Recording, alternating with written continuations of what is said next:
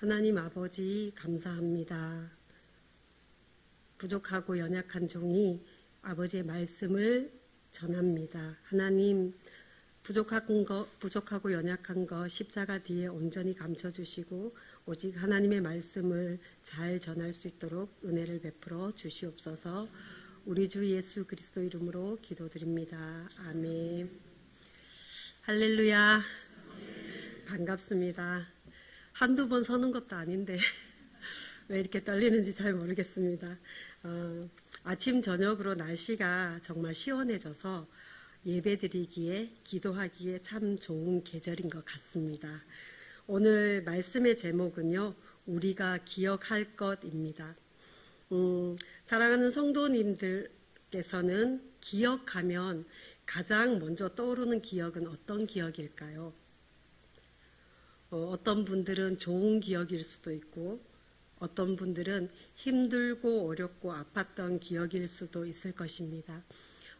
제가 대학원에서 목회 상담학을 공부하면서 청소년들, 이제 대학생들, 대학원생들을 이제 상담하다 보면 하나같이 공통점이 있더라고요. 그 공통점은 어린 시절, 특별히 유년기 시절에 부모님으로부터 겪었던 그 경험들로 인하여서 힘들어하고 그 트라우마에 갇히거나 그 시절 그 사건에 갇혀서 성인이 되어서도 여전히 그 사건과 그 상황과 그 트라우마 속에서 괴롭고 힘들어하는 모습을 보게 되었습니다. 수업을 하면서 가장 기억에 남는 수업이 있었는데요. 이렇게 상담학을 공부하면서 가족 치료라는 수업이 있었습니다.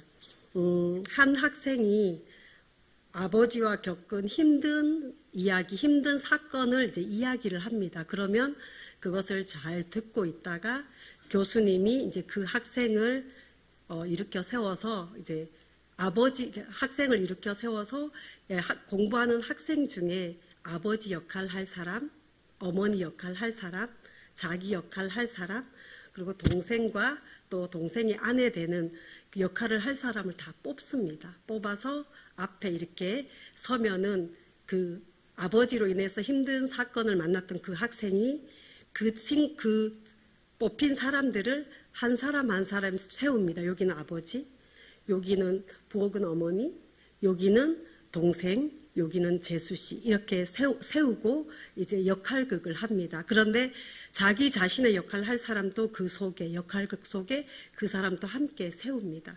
그래서 이제 역할극을 하는데 그 친구의 힘듦은 대학원을 공부하고 이제 아버지를 도와서 이렇게 아버지가 작은 공장을 하시는데 그 아버지의 공장을 도와주는 일을 이제 하곤 했었는데요. 대학원 수업을 마치고 아버지가 이제 어디를 가셔서 그 공장에 일을 하다 보니까 아버지만큼 잘하진 못하잖아요. 그래서 실수를 했는데 실수를 하고 그걸 이제 어떻게 처리하는 과정에서 아버지께 전화를 드렸는데 아버지가 그 땀 뻘뻘 흘리고 비 맞고 와서 한 그 아들의 마음은 헤아리지 못하고 전화기에 대고 화를 내고 큰 소리를 지르고 전화를 끊었는데 그날이 또 아버지 생신이어서 온 가족이 모임이 있는 그런 시간이었다고 합니다.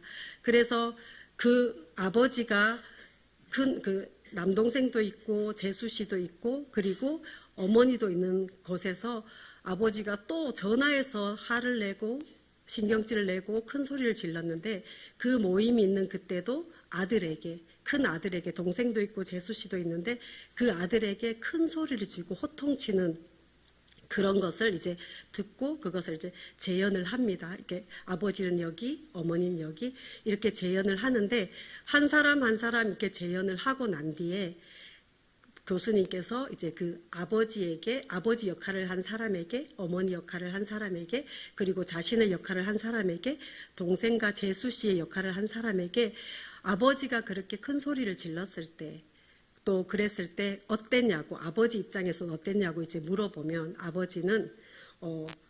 아버지께서는 뭐라고 말씀하셨냐면 너는 큰 아들이라 항상 잘해왔고 내가 어떤 말을 해도 너는 잘 순종하고 고쳤기 때문에 내가 그렇게 했다. 미안하다. 이제 아버지 역할을 했던 사람이 그 아들의 마음을 대변해서 얘기를 해주는 거예요. 그리고 어머니에게 물어보면 어머니는 미안하다. 내가 항상 너랑 아버지가 잘 지낸 줄 알고 이번 이 일을 나는 그냥 부엌에서 음식을 준비하면서 해피했다. 정말 미안하다.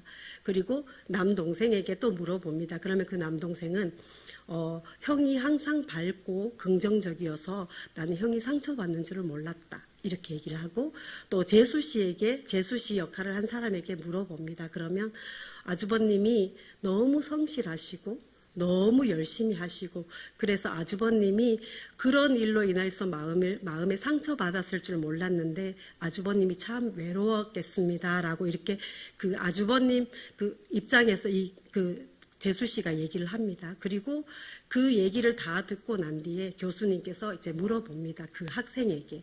학생은 그 역할 속에 들어가진 않고 뒤에서 이제 제3자로 보고 있거든요. 그러면 그 학생이 그 얘기를 듣고 울기도 하고 소리도 지르기도 하고 때로는 눈물을 흘리기도 하고 이렇게 여러 상황 속에서 이 학생이 울기도 하고 소리도 지르고 이제 하가 북받쳐 와서 그거를 또 참기도 하고 그런 모습들을 이제 보게 되는데요. 그렇게 이제 흥분해 있는 상태는 교수님과 이제 학생들이 잠잠히 기다리다가 교수님께서 그 학생이 진정되면 교수님이 물어봅니다.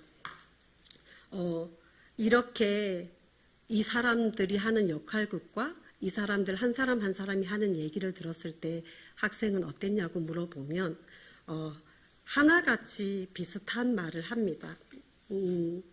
한 번도 나는 이렇게 생각해 본 적이 없었는데 나는 항상 내 아픔만 생각했는데 아버지, 어머니, 남동생, 재수 씨의 이야기를 듣고 나서 그 입장을 듣고 나서 나를 바라보게 되었다고. 그리고 나의 역할을 우리 가족의 역할을 했던 사람들의 한 사람 한 사람 모습을 보면서 아버지가 어머니가 남동생이 재수 씨가 이해가 되었다고 이렇게 얘기를 하는 것을 봅니다. 가족 치료를 통해서 학생은 자신이 붙들고 있던 그 문제에서 벗어나서 간짤자 시점으로 자신을 객관화하면서 보게 되고요. 그리고 그 사건뿐만 아니라 그 사건 속에 있는 자기의 잘못된 감정과 잘못된 오류된 기억들을 교정하게 되고 또 그 사람이 갇혀있던 그 생각과 사건 속에서 홀로 털어버리고 새로운 시각으로 그 사건을 바라보고 그 사건과 함께 있던 부모님과 가족들과 그 상황의 마음을 이해하면서 그 학생이 조금씩 치료되어 가는 과정을 이제 보게 되었습니다. 사람들은 살아오면서 슬프고 아프고 괴롭게 했던 그 기억이 사실이지만 진실이 아닌 경우 자신의 오해와 상한 감정으로 살아왔다는 것을 알 수 있습니다. 그래서 우리가 어떤 것을 어떻게 기억하느냐는 정말 우리가 살아가는데 또 성장하는데 너무나 중요한 역할을 합니다.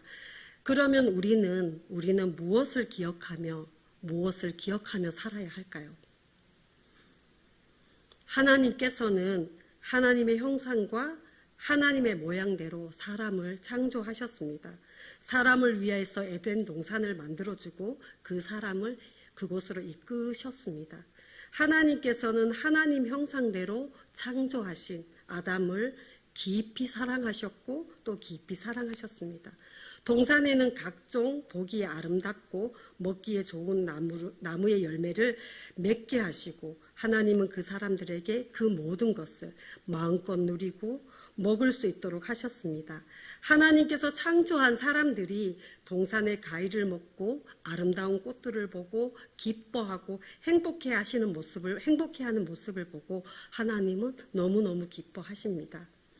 그리고 하나님은 아담을 에덴 동산에 방치해 두신 것이 아니라 가장 평온한 가운데 아담이 행복하게 살 수 있도록 살피시고 보호하셨습니다.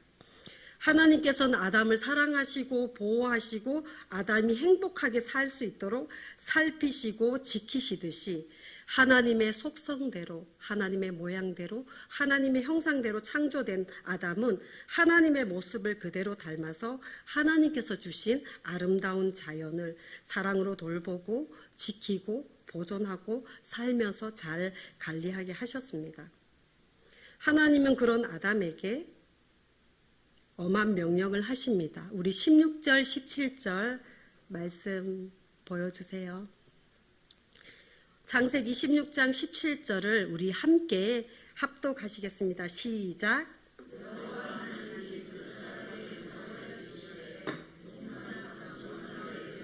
내가 임의로 먹고 선악을 알게 하는 나무의 열매는 먹지 말라. 내가 먹는 날에는 반드시 죽으리라 하시니라. 아멘. 하나님은 아담에게 동산의 어떤 나무든지 먹고 싶은 것은 무엇이나 자유롭게 먹을 수 있는 특권과 자유를 주셨습니다. 그러나 하나님께서는 단 한 가지, 선악을 알게 하는 나무의 열매는 절대로 먹지 말라고 말씀하셨습니다. 이 말씀의 뜻 속에는 먹는 행위뿐만 아니라 먹으면 어떻게 될까 하는 생각조차도 금하신 강한 명령입니다. 하나님의 이 엄중한 명령 속에는 생명이 달려있기 때문입니다. 인간인 아담은 하나님께 절대 순종만 요구하고 강하고 순종만을 요구하는 강하고 엄중한 금지 명령이기 때문입니다. 아담이 먹는 날에는 하나님의 명령에 불순종했을 때 아담은 반드시 죽는다고 하나님은 말씀하셨습니다. 아담과 하나님 사이에 최초의 선악과 계약, 하나님과의 약속이었습니다. 아담은 동산 중앙의 생명나무와 선악을 알게 하는 나무를 볼 때마다 언제나 하나님을 기억해야 했습니다. 하나님께서 아담을 창조하신 주인님이시고 하나님이 왕이심을 아담은 항상 기억해야 했습니다. 하나님은 선악과를 사람을 멸망하게 하려고 선악을 알게 하는 나무를 중앙에 두지 않으셨습니다. 하나님의 형상과 모양을 닮은 아담, 나 닮은 너희들이 이 에덴 동산에서 행복하게 살아야 돼. 좋아하는 과일을 마음껏 먹고 예쁜 꽃들을 마음껏 보고 이 동산을 경작하며 지키며 행복하게 살아야 돼. 하나님은 하나님 형상대로 지으신 사람을 사랑하셨는데 깊이 사랑하셨고 깊이 사랑하셔서 사람들이 가장 평온하고 행복하게 살기를 원하셨습니다. 우리는 선악과를 만날 때마다 항상 많은 질문이 들죠. 그러면 이 선악과는 어떤 특별한 과일이었을까요? 황금 사과처럼 에덴 동산에 있는 다른 과일보다 더 맛있고 더 아름다운 과일이었을까요? 아니에요. 동산에 있는 과일 나무 중에 하나예요. 아니면 백설공주에 나오는 독이 든 사과처럼 이 선악과에는 독이 든 과일이었을까요? 그것도 아니에요. 아담과 하와가 선악과를 위해서 하는 일은 아무것도 없었어요.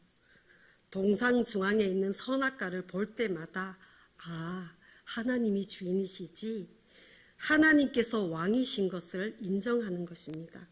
아담과 하와는 동산 중앙에 있는 선악과를 보면서 하나님이 나의 주인이시지 내가 주인이 아니지 하고 그걸 기억하며 살면 되는 것이었습니다. 동산 중앙에 있는 선악과를 보며 하나님을 기억하는 일은 아담과 하와에게 힘들고 괴롭고 어려운 일이 아니었습니다. 그냥 가만히 두기만 하면 되는 하나님의 명령이었습니다. 선악과 명령은 고상하고 유식해야 지킬 수 있는 명령이 아니었습니다. 선악과 나무를 보면 하나님이 진짜 왕이심을 늘 기억하는 명령이었습니다. 아담과 하와에게 선악과는 하나님께서 주신 최고의 안전장치였습니다. 그러면 선악과가 없는 종교는 어떨까요? 선악과가 없는 종교는 우상일 수밖에 없습니다. 왜요? 진짜 신이라면 아무것도 요구하지 않고, 진짜 신이라면 요구할 수도 없고, 진짜 신이라면 하지 마라 할 수도 없고, 자신이 필요에 따라서 만든 신은 참 신이 될 수 없음을 선악과를 통해서 알 수 있습니다. 선악과는 하나님이 이 세상의 참 주인이심을 증명하는 안정장치입니다. 하나님께서 참 신이시고 하나님께서 왕이심을 나타내는 영수증과 같습니다. 하나님께서는 사람을 만드시고 사람이 어떻게 하면 하나님을 생각하고 사람이 어떻게 하면 하나님을 주인으로 인정할까 하는 방법을 생각하시다가 하나님은 동산 중앙에 가장 잘 보이는 곳에 선악과를 두시고 명령하신 것입니다. 선악과를 통하여 생명은 하나님과 끊어지면 죽는다. 하나님의 첫 사람 아담을 통하여 사람은 무엇을 하며 살아야 하는지, 사람은 누구인지를 알게 하셨습니다. 사람에게 주신 사명은 사람은 주인이신 하나님께 순종하며 살아야 하는 존재입니다. 인간은 하나님의 통치와 다스림을 받고 살아야 할 피조물임을 인정하는 존재입니다. 선악과가 우리에게 하는 메시지는 아담아, 내가 왕이 아니야. 내가 동산의 모든 나무를 다스리고 경작하지만 너는 왕이 아니야. 아담아, 내가 모든 생물들에게 이름을 붙여준다고 해서 내가 진짜 왕이 아니야. 진짜 왕은 나야. 아담은 하나님의 다스림과 하나님의 보호하심과 하나님께서 주신 복을 누리며 살 때 가장 행복했습니다. 하나님은 우리를 창조하신 창조주이시고 사람을 통치하고 다스리고 권리가 있는 주인이신 것입니다. 우리가 우리 자녀들을 먹이고 보호하고 교육하고 지키며 사랑하며 자식들을 위해 책임을 지고 보호하듯이 그 자식은 또 부모로부터 생명을 받는 존재이기 때문입니다. 하나님은 아담에게 아담아, 너는 내 형상이야. 아담아, 너는 나의 형상과 모양을 닮은 내 아들이야. 나는 너의 창조주며 너는 너는 나의 생명이야. 너는 생명인 나한테 붙어 있어야 살아. 그래서 너는 나한테서 끊어지면 안 돼. 나랑 꼭 붙어 있어야 살 수 있어. 그리고 너는 나의 통치를 받아야 해. 난 너를 사랑하고 너를 인도하고 너를 사랑으로 통치하는 너의 아빠야. 나랑 끊어지면 절대 안 돼. 너 혼자서는 못 살아. 너는 나의 도움을 받고 살아야 돼. 내가 생명이니까. 아니면 죽음이야. 반드시 죽음이야.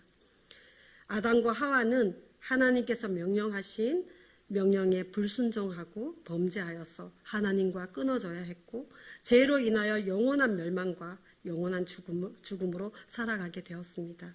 하나님께서는 범죄한 아담과 하와를 향하여 하나님의 창조하신 짐승을 죽이고 가죽 옷을 지어 입히셨습니다. 가죽 옷은 나는 내 생명의 근원이다. 너는 내 생명에 붙어야 사는 거야. 그걸 아는 게 진리야. 그걸 아는 게 생명 보존이야. 라고 말씀하십니다. 범죄한 아담과 하와를 위해 아름다운 에덴의 동물이 죽임을 당해 희생제물이 되었습니다. 하나님과 끊어져 영원한 지옥, 영원한 죽음, 영원한 멸망에서 구원하시고자 하나님은 희생의 제물로 예수님을 이 땅에 보내주셨습니다. 범죄한 우리를 구원하시고자 어린 양이 죽임을 당함으로 하나님과의 관계를 회복해 주셨습니다. 흠 없는 어린 양 예수 그리스도를 통하여 온 인류를 구원해 하셨습니다. 예수님께서 우리의 죄를 위하여 십자가에 죽으시고 부활하심을 통하여 우리는 구원을 받게 되었습니다. 하나님의 사랑하는 독생자 예수님을 우리를 위해 희생제물로 대속제물로 내어주셨습니다. 그래서 오늘 저와 우리 성도님들은 이 자리에서 예배드릴 수 있는 것, 그것은 하나님의 크신 은혜요 사랑입니다. 선악과 말씀을 통해서 우리가 기억해야 할 것은 하나님께서 우리의 왕이심을 기억해야 합니다. 하나님께서 우리의 삶의 주인이심을 기억해야 합니다. 하나님을 떠나면 우리는 죽는다는 사실을, 우리의 생명이 하나님께 있음을 기억해야 합니다. 우리 삶의 왕은 우리가 아니라 하나님께서 진짜 왕이심을 날마다 기억하며 그 하나님께 감사하며 그 하나님을 경외하며 그 하나님을 사모하며 살아가시는 우리 성북중앙교회 성도님들이 되시기를 소망합니다. 기도하시겠습니다.